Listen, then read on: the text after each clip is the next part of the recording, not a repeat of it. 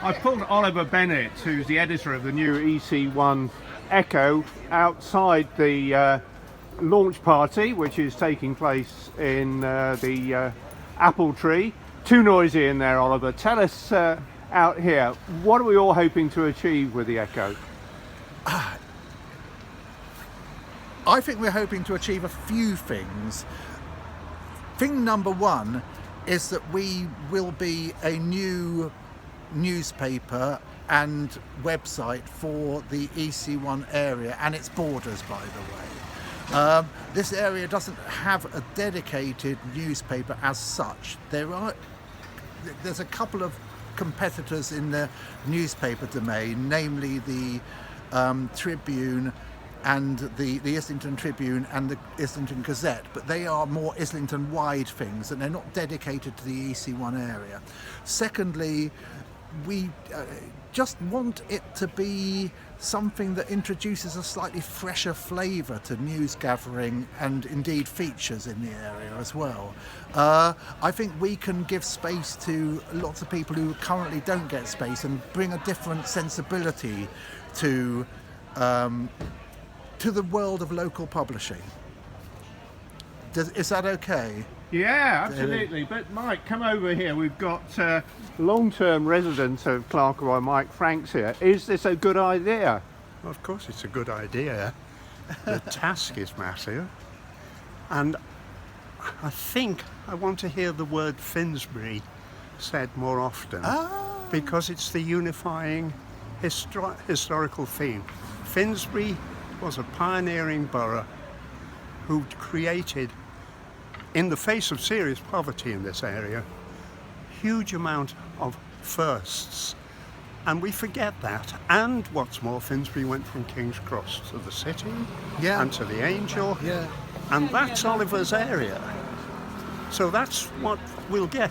But the Amwell Society, the cultural industries of the South, and the middle ground of the high-rise haven't yet found a way to talk to each other. And Oliver, it's EC1 Echo, not just Clerkenwell Echo, so I hope you're going to come south as well, down I think towards Mike's Smithfield point, and beyond. Absolutely. I think Mike's point about Finsbury is very apposite, and we've been through a lot of agony about what to call it and all the rest of it. We decided on the postcode because we felt that the postcode EC1 gave the area the shape it kind of needed in the absence of all the various other things that mean different things to different people. However, we're open to argument about that. I also want it to be known that I think we will look at basically the stuff that is just outside the EC1 area. We're currently in WC1, I mean, why not? We'll look at Gray's Inn Road. I don't think we'll go that far into Bloomsbury. We'll go pretty well up to Pentonville Road and even Chapel Market. We'll go south to St Bart's, which is an area, as you well know yourself, David, of great change and great interest, and then we'll go basically east to Old Street. And I think within that remit we'll find a whole lot of sort of like a completely heterogeneous area full of interesting stories and ideas, actually. So whether it's WC1 or EC2 doesn't matter too much, as long as it's roughly speaking within our general remit. And you were waving the suggestions box earlier on, so you want any contributions We and want ideas? contributions, please, because I think we are kind of like want to be very porous and inclusive and give people the opportunity to write things with, that will be filtered through an editorial process, of course, and indeed photograph things that will be equally filtered through an editorial process, but will give, a sense of kind of, I'm not open source as such, but will give the idea that basically this is a place for people to come to who want to say what they want to say.